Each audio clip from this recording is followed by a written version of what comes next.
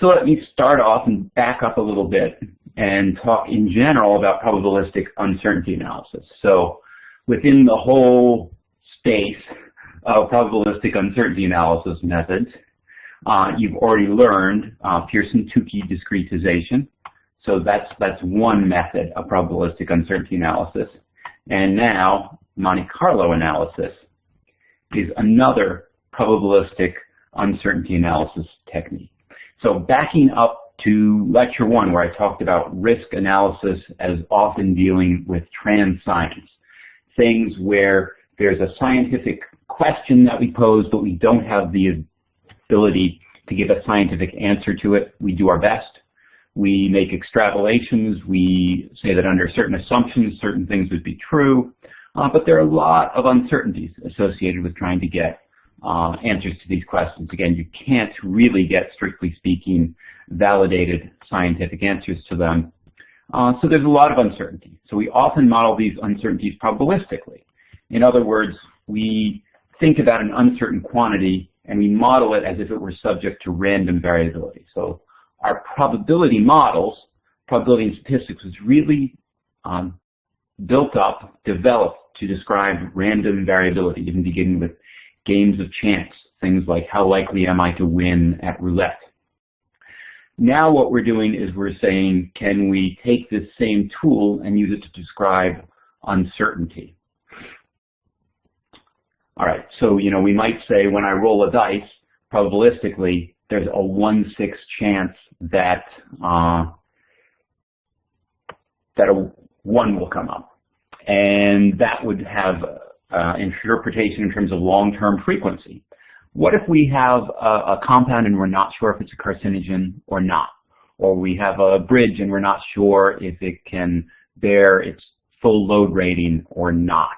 And we make a statement that says there's a 1/6 chance that this substance is a carcinogen, or there's a 1/6 chance that this bridge will load under its full, that this bridge will fail under its full load rating. What does that mean? I mean, the reality is there's only one underlying state of nature there. We're not going to do multiple trials, and we're not going to build the bridge multiple times and have it sometimes fall down and sometimes not fall down. And this chemical compound either is a carcinogen or is not a carcinogen. It's not like it's going to be a carcinogen some days and not a carcinogen other days. So when we make these statements, when you use probability to model uncertainty, we're really saying things like, based on the level of subjective uncertainty that I have as far as how strong the evidence for this particular compound is to be carcinogenic, when I have that same level of subjective feeling that it is a carcinogen, in the long run, it's going to, when I have that same level with multiple compounds, it's going to turn out to be, if I'm well calibrated, about 1/6 of the time that it's actually a carcinogen. All right, so that really just kind of takes us through this second bullet here. And let's now say that you're on board with this idea of using probability to model uncertainty. Using probability to model things that aren't necessarily variable, but that we don't know about, and we have some idea as to the range of plausible outcomes, and even maybe some feelings of the likelihood of different outcomes. All right, so if you're on board with point 2, now we get to how do we propagate these uncertainties through our model. We have uncertainty in our inputs, and now we want to develop the uncertainty distribution for the output. And you've already seen one way to do that, and that way is Pearson-Tukey discretization. And indeed, there are other forms of discretization where you do more than 3 outcomes. Those, how I mentioned the problem with Pearson-Tukey discretization is how bushy the tree gets, that you wind up with 3 to the n branches, where n is the number of uncertain variables. Well, if you're going to do a more complex discretization where you do, say, 5 branches for each node, then you're going to get 5 to the n branches. So the more sophisticated discretizations get bushier at an even faster rate, and that's why we don't spend too much time on them in this class. All right, so if we're not going to do Pearson-Tukey discretization, what if we want to do a discretization, but we want to capture more of the continuous nature of the uncertainty variability? We want to capture more than just 3 points. Well, in that case, we can do something called Monte Carlo analysis. So Monte Carlo analysis is based on assuming that your input distributions, your input parameters, can be described by probability density distribution functions. So I talk about this as sort of smearing out a parameter estimate. Whereas you might say, oh, the concentration is 10, we're right here. Instead, we sort of say, well, it could be as low as this or as low as that. So let's sort of fit maybe a bell curve or maybe not quite a bell curve. Maybe add a little skew here to the right, sort of like a log normal, to reflect that it could be anywhere in this range, but with the height of this CDF proportional to the likelihood of it taking on that value. So we're replacing a fixed value with a probability density distribution function. In our cryptosporidium example, the recreational contact example, I started out with a point estimate and just saying the mean dose is 10. Now the exponential dose response function, this is kind of an aside, actually allows for typical variability in concentration. In other words, Poisson variability around a known mean. So if you remember back to introductory statistics, if we have discrete objects distributed randomly in a continuous medium, so we have discrete oocysts, infected agents distributed in the continuous medium of water, we won't get exactly the mean concentration of oocysts. If it's 10 oocysts per liter and we grab a liter sample, we won't get 10 in every single liter sample that we grab. There will be some variability. Sometimes we'll get a few more than 10, sometimes a few less. That variability is described by a Poisson distribution. So in the exponential dose response function, that dose is actually the mean dose, and it's understood, it's an assumption of the model actually that there will be Poisson variability about that mean dose. So coming out of that aside, what if we don't know the true average dose? So we've already accounted for that there will be variability around the mean dose, but what if we don't know? What if there's uncertainty in that mean dose? So let's say, it might also be just variability. Maybe on some days the average concentration is one level, and on other days it's a lower level. So in this case, let's use a probability density distribution function to describe that variability or uncertainty in the mean. And let's use a log normal. Why a log normal? Well, again, it gets us that skewed, that right tail, and it bounds us at 0. So very often with a lot of things that are strictly positive, we will use log normal probability density distribution functions to describe them. And saying that something is log normally distributed is the same as saying that the log transformed values are normally distributed. So we would say that the log of the mean concentration values is distributed normally with a mean of 2.3. If you're not familiar with this notation, that little squiggle means is distributed. N means normally. And then the first number here is the mean. So this is the mean of the logs, or the median of the logs, which are the same for a normal distribution. And then this number here to the right is the variance. And in this case, it's put in terms of the standard deviation squared, because the parameter for a normal distribution, sigma, is actually the standard deviation. So we can look at this and say, okay, the parameters, the mean, mu, is 2.3, and the standard deviation, sigma, is 0.21. And that describes our log normal distribution function for the mean concentration. So here it is, a slightly better graphic where I've actually gone and drawn out the probability density distribution function. Here it's centered around 10, which was our point estimate, and now we're letting it vary, but not vary uniformly. It varies according to a log normal distribution function, and that means it's got a little bit of a skew. It's a little more fatter tail to the right, skinnier tail to the left. So our 10 is now our most likely value. It's the mode, but it is not the only possible value. There's some variability that could, again, reflect variability from day to day, or uncertainty as to what the true mean is.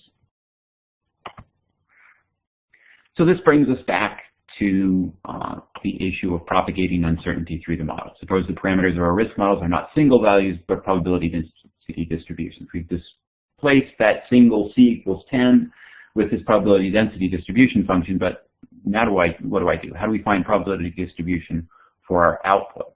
And this is basically a function of random variables. So our risk model is a deterministic function, but the inputs to it are random variables. So how do we handle that problem? Again, this is an uncertainty propagation problem, and I'm going to give you kind of some general notation here. Let's say I have a model f of x. So it doesn't even have to be a risk model. Monte Carlo can be used for lots of different models. And it is a function of x, and x is actually a vector. So it's a vector of model input. So all the parameters, in this case, we might say, okay, it's concentration. It's the amount that you ingest. And it's the dose response parameter r. So it'd be a vector of length 3, those 3 uncertain parameters. Given probability density distribution functions for all the components of x, what's the distribution of f of x? In this case, that's risk of as a function of these 3 input parameters. Again, we're propagating uncertainty through the model from inputs to outputs. The method that I'm going to talk about in this lecture is called Monte Carlo uncertainty analysis. Again, one way that we talked about previously was Pearson-Tukey discretization. We will talk about a third method, which is first-order uncertainty analysis. But Monte Carlo uncertainty analysis, I like to call the workhorse of probabilistic risk assessment. It's the most common method, I think.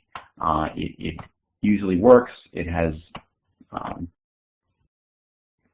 pretty good generalizable characteristics, can be used with lots of different models, and it's actually not that complicated to implement. So here's the idea. Algorithms exist to generate random numbers. We don't even have to worry about them in this class. Excel can generate them, R can generate them for you. We can go back and say, hey, R or Excel, here's a probability density distribution function. Generate some values from this probability density distribution function. And we can go through and we can do that for all of our inputs. In this case, I said, let's do it for 3 inputs.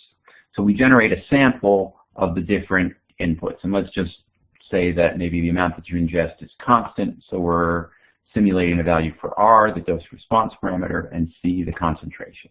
So you could call X1 R and X2 C. These are just elements of the vector of model parameters of that X vector.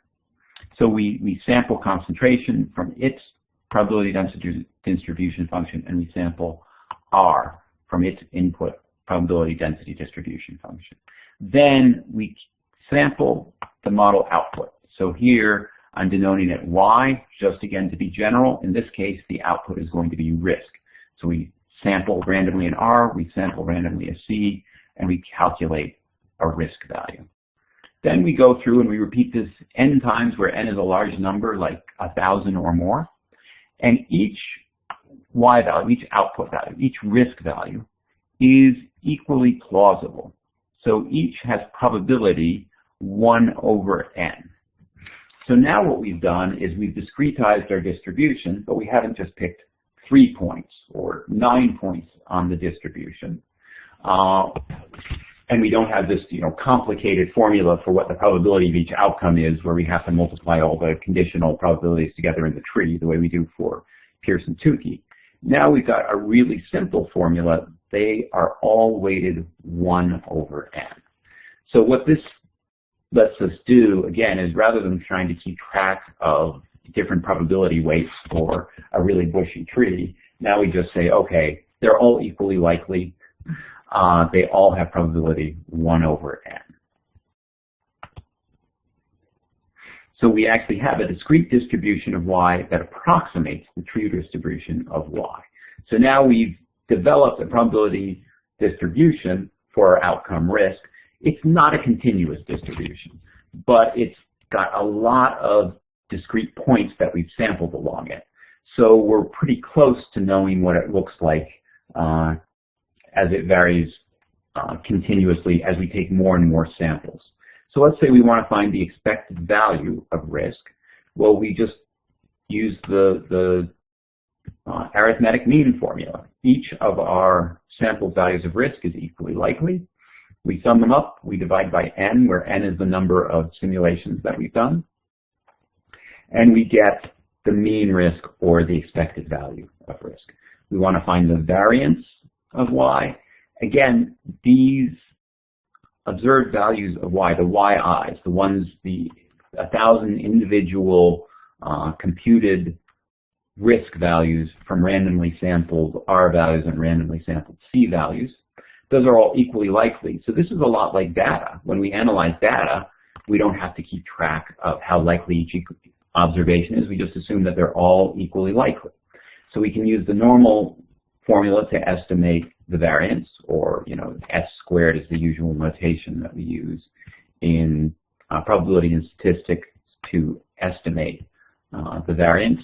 And that's just the difference between the observations and their mean, squared and summed across observations, and divided by n minus 1, that minus 1 taking account of we lost a degree of freedom by estimating the mean from the same sample that we're calculating the variance from. We can also say that the true percentiles of y will come to resemble the observed percentiles from, say, a plotting formula. And again, when I say plotting formula, I'm thinking something like rank minus 0.5 divided by n. So that will give us a fractile. We multiply this by 100, and we'll get a percentile. And we can do this for all, 1,000 observations, rank them from 1 to 1,000 and calculate a percentile for each of them. If we have a large enough sample, we know that these percentiles will approximate the true percentile. And so we take our Monte Carlo results and we typically summarize them by mean, median, upper bound, and lower bound. What's the upper bound? Concretely, it could be a 90th percentile, 95th percentile, a 97.5 percentile, a 99th percentile, etc. Whatever level of confidence you want in your model results will dictate what percentile upper bound you use. And same thing, the lower bound, you typically choose a symmetric one. So if you choose the 99 percentile as your upper bound, choose the 1 percentile as your lower bound, and you'll have a 98% confidence interval on your model outputs. If you choose the 2.5 percentile on the lower bound, choose the 97.5 percentile on the upper bound, you'll have a 95% confidence interval. Monte Carlo doesn't just let us find the distribution of output results. Monte Carlo is also a sensitivity analysis tool. So when I say a sensitivity analysis tool, it helps us understand where all the variability in the output comes from. So we get this variance in risk in our output, and that says how uncertain we are. But where did that uncertainty come from? Did it come mostly from one input? Was it mostly uncertainty in the dose response that made us uncertain in the risk? Or was it mostly uncertainty in the concentration? Or was it balanced pretty well?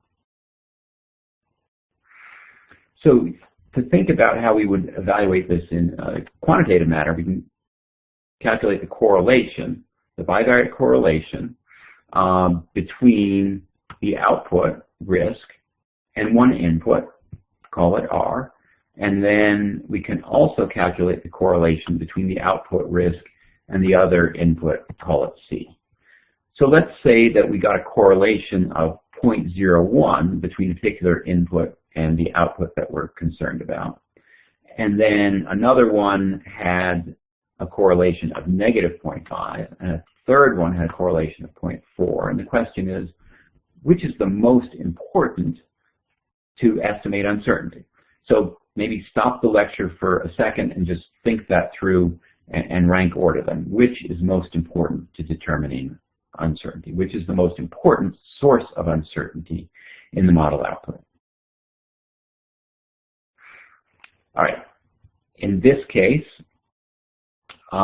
we are looking at how well the parameter determines the risk, and we don't actually care whether the correlation is positive or negative. So this B would be the one that's most important. The negative sign would just mean that when you have high values of this, you have low risk. So that's very commonly the case with an attenuation or decay parameter.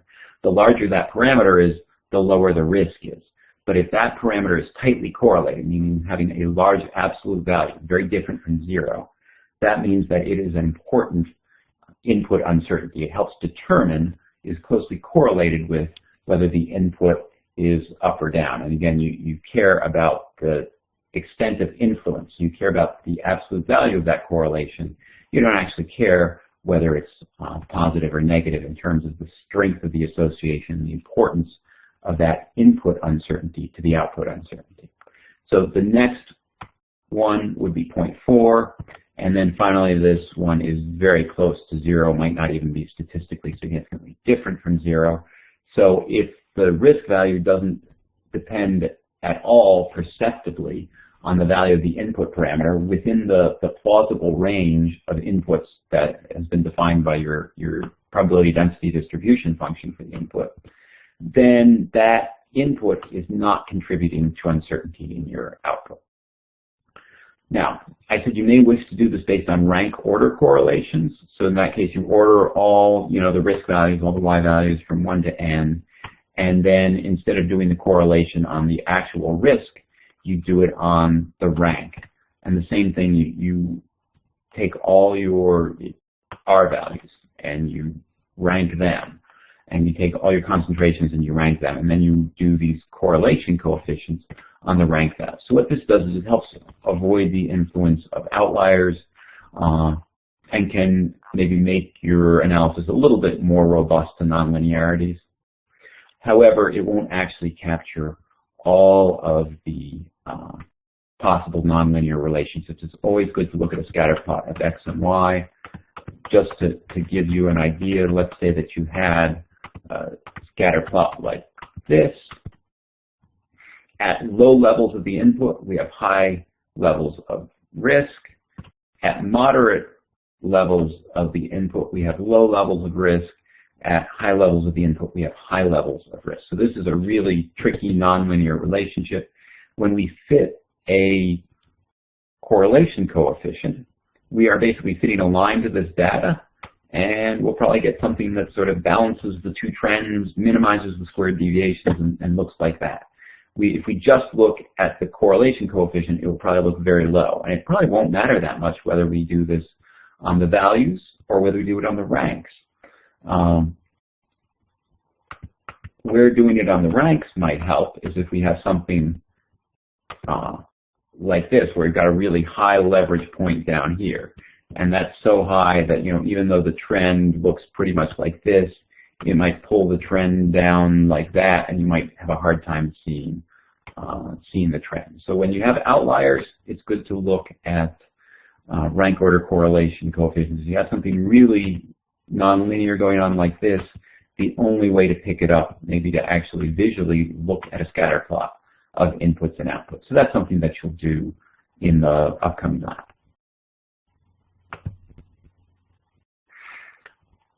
All right, so this brings us to the question of how do we implement Monte Carlo analysis. We need a large number of samples. We know that because we're taking all these discrete samples. How large? How many samples? How many iterations do we have to do? And I'm going to give you a couple different answers. One is use your statistics. You've taken 750 or you've taken 361.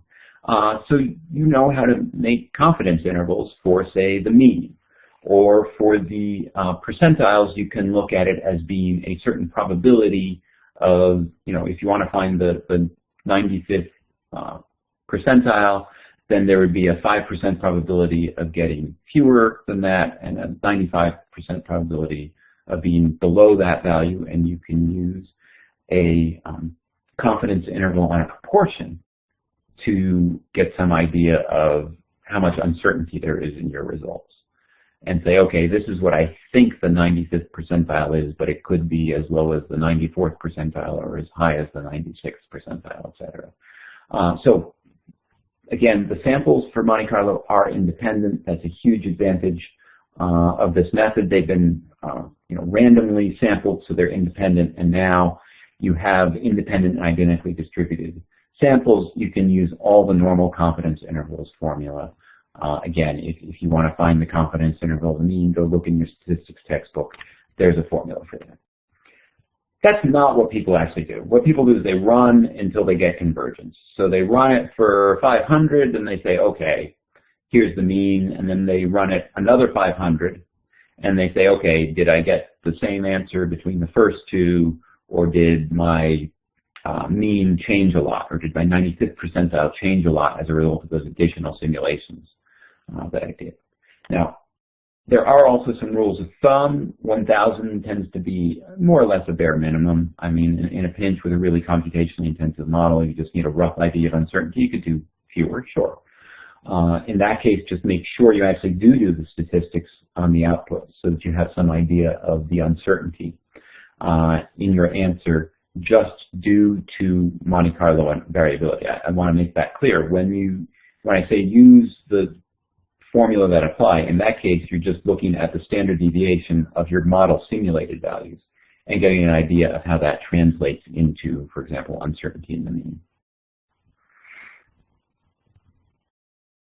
All right, so if you're going to use a small number, make sure you do some checks, maybe report some information on how uncertain your Monte Carlo mean estimate is, how stable it is after the number of samples that you've taken. If you really want to nail this, then 10,000 is recommended as best practice, and that's mentioned in your textbook, and there's also a Burmaster and Anderson paper that I believe cited by the textbook, which is the original source of that 10,000 figure. All right, how do we actually implement Monte Carlo? Well, in real life, consulting firms tend to do this in Excel, and there are software packages such as At-Risk and Crystal Ball, where you can basically say, you know, that parameter that I have as a fixed constant, turn that into a probability density distribution function. Here's the type of distribution I want, and here are the parameters. So that works really well, and again, At-Risk is one package that does that. Crystal Ball is another package that does that. You just build up your Excel model the way you normally would, and then you turn it into a probabilistic model with one of these packages. However, you can do this in Excel without these packages, and I like to do this as a teaching tool because then you really learn how it works. You see it all laid out visually in front of you. So in this case, you make each column a variable, and each row is a realization of your model with different inputs sampled by Excel's random number generator.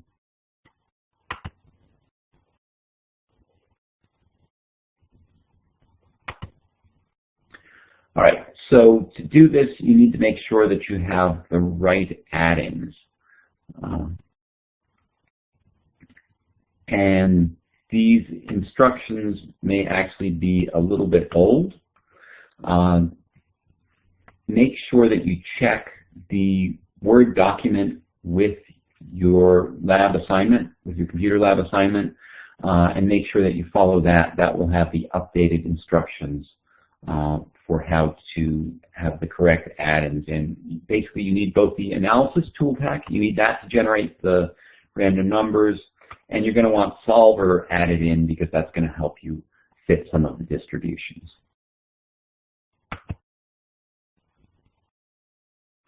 To access those add-ins, you need to go to the Data tab in Excel. So assuming they've been added in, go to the Data tab.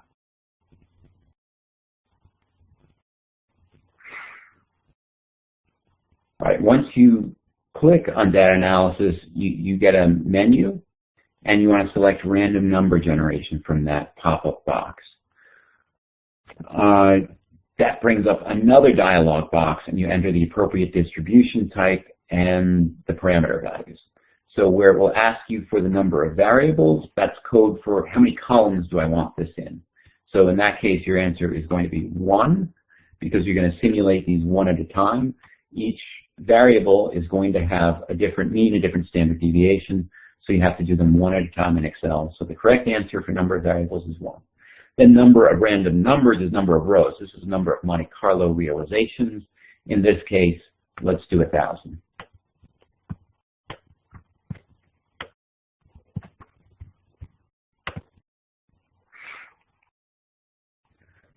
All right, so how do we go from point estimate to probabilistic risk assessment?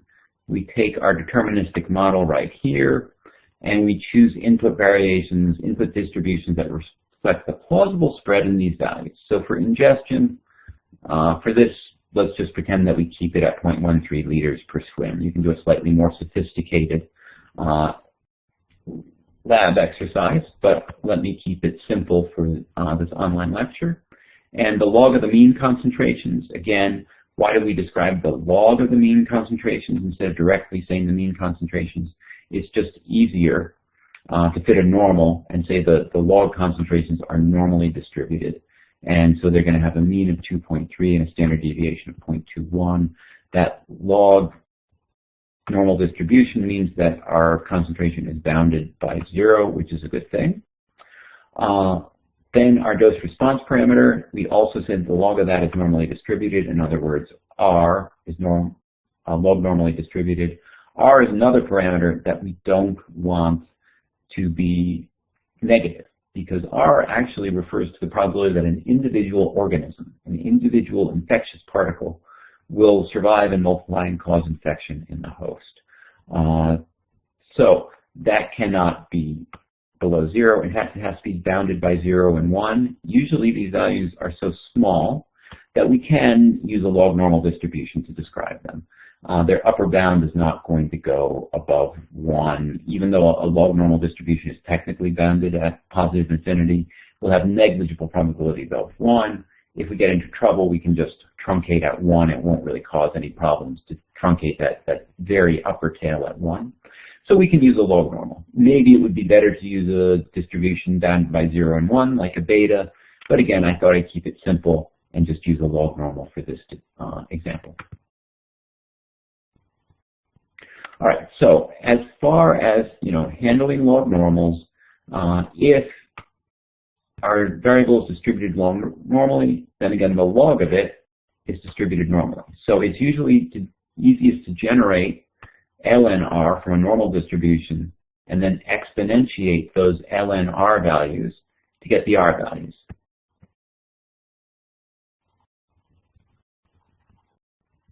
So what we'll actually be asking Excel to generate is the log r values. We're going to exponentiate those and get the r values.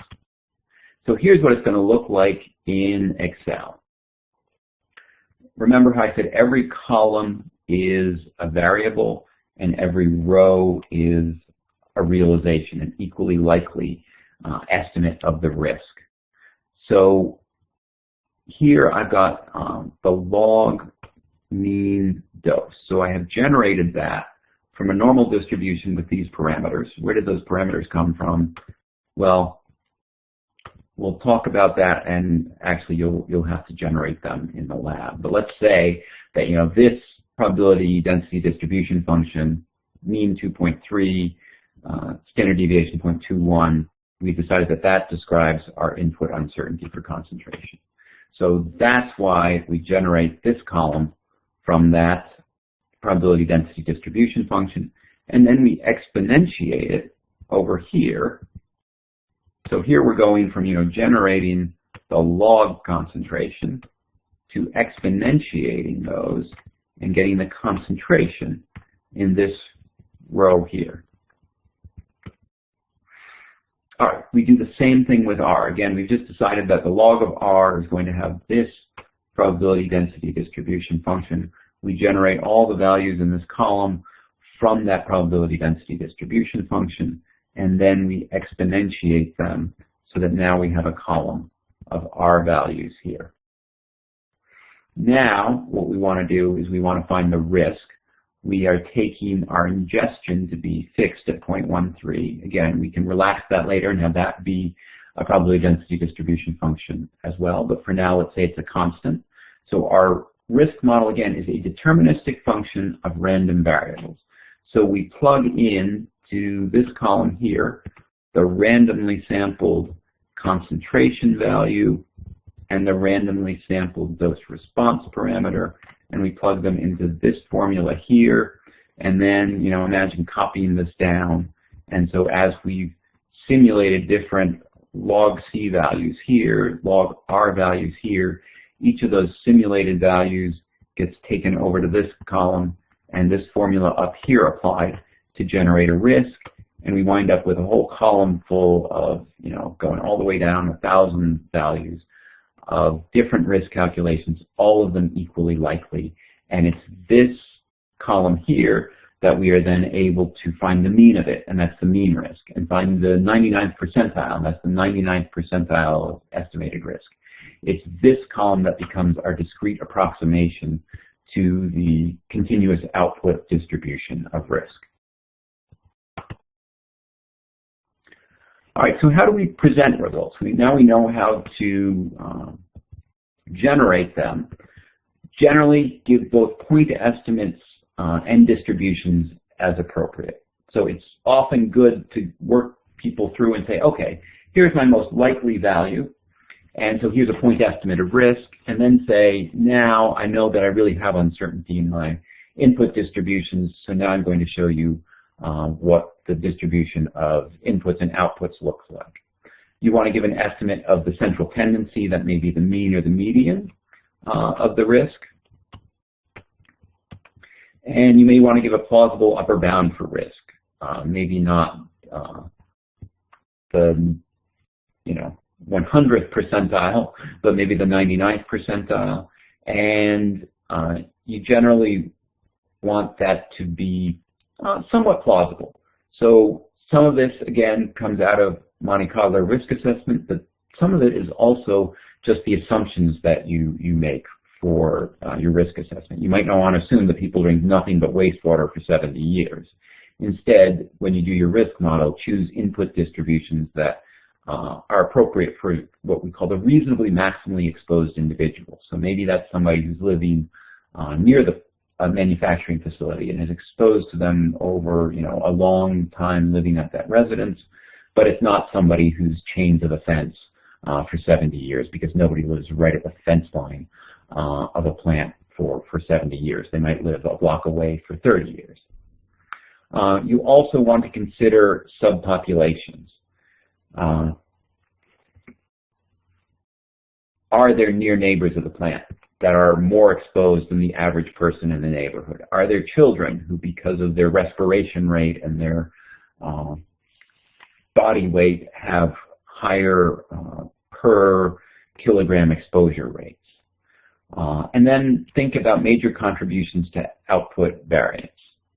And think about whether those contributions are uncertain, variable, or both.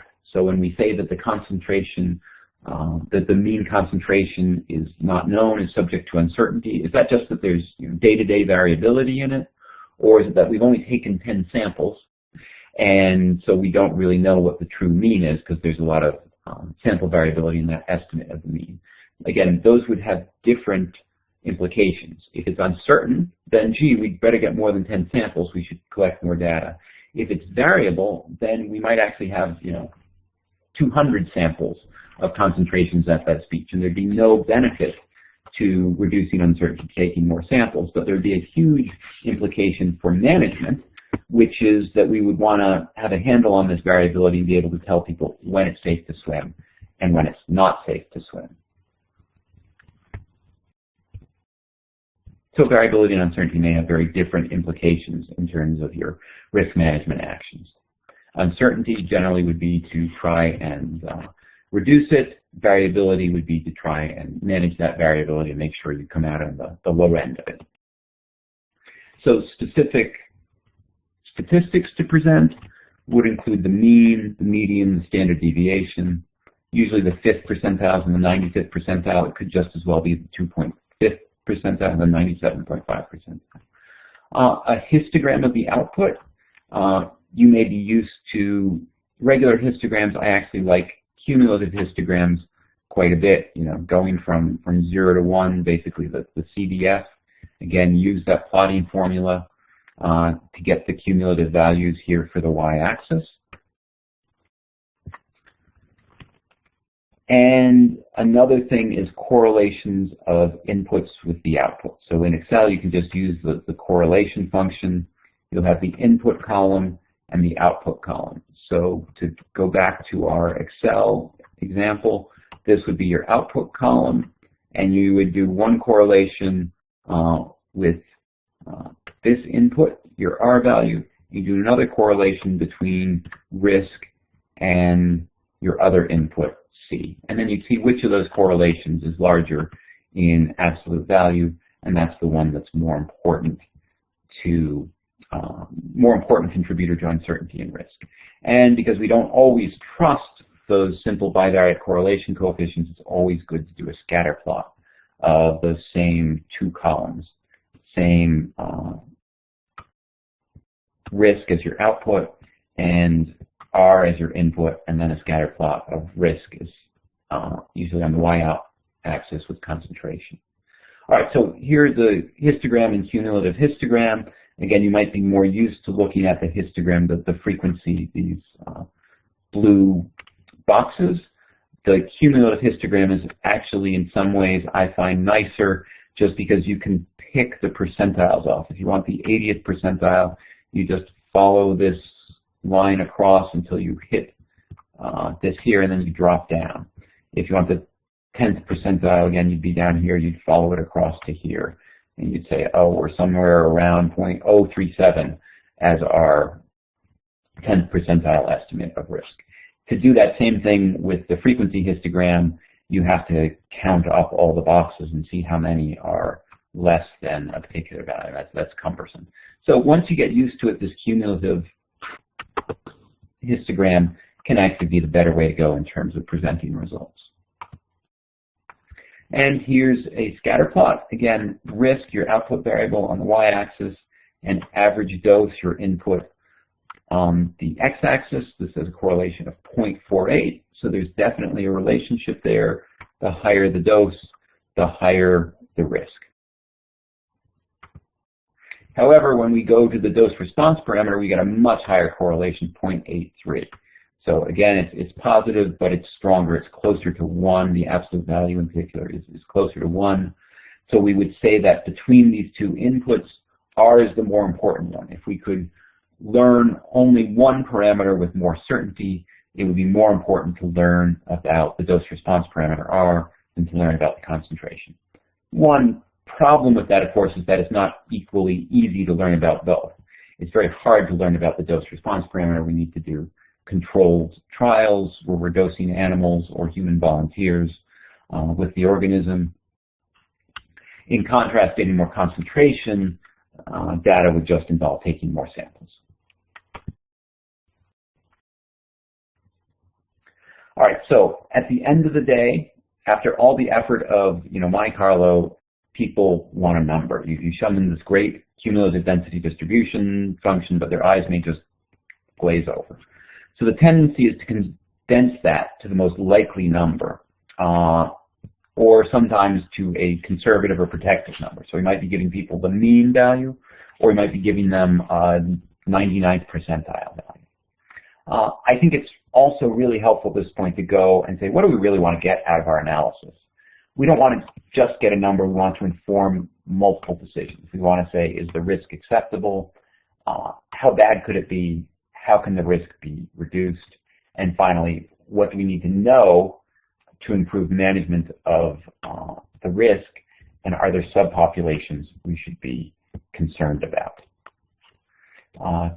Some of that may be evident in the Monte Carlo analysis. If you've got your important uncertainties parameterized, then those scatter plots will give you the answer to this one about what we need to know to improve the management of risk. The one with the highest absolute value is what you need to know most. If you haven't parameterized some of your important assumptions, though, they might actually not be embedded in your Monte Carlo analysis. So I think it's important to go back at the end of this and say, okay, is there anything we've neglected? Very often we've got, again, a deterministic function of random values. So in a sense, the structure of our model hasn't changed all through this Monte Carlo analysis. We've still been using the same formula. We did all this great sampling and calculated 1,000 values, but we used the same formula here. We used the same model structure. Could there be any other model structures that we should have used? That's structural uncertainty analysis. And that's something that we don't have parameterized into this Monte Carlo analysis. So typically, we go back and when we say, what do we need to know to improve the management of our risk, we've got a sort of simple, nice, quantitative answer in terms of the ranking based on the absolute value of the correlation coefficients, but there may also be assumptions we've made about the structure of the model, which may be just as important.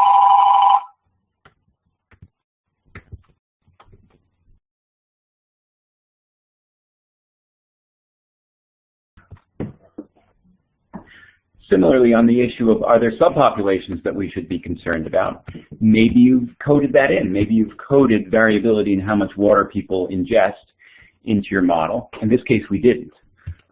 So if you have not, then maybe you have to go back and think about maybe at least doing another point estimate. Maybe you don't have to completely do your Monte Carlo over, but maybe you could do a point estimate looking at, say, how much a child would ingest, or how much a child who ingests a lot of water, the upper bound of a child, would that be a higher risk? If, on the other hand, you have characterized it and you've got a distribution of ingestion that incorporates variability from adults to children and even variability within children, then you could look at the upper bound of your risk and say, okay, is a lot of this due to the ingestion distribution? In other words, is it correlating with ingestion? So again, what you can get out of the Monte Carlo depends on what you put into it. Be aware of the limitations. You can never have everything that you want in the Monte Carlo analysis. So the things that you don't have in the Monte Carlo analysis, be alert to them, be thinking about them, and maybe do some sensitivity analysis, some point estimates as necessary to fill in those gaps. So again, the ultimate goal here is not to characterize risk great and get the bounds on the uncertainty. It's to inform risk management.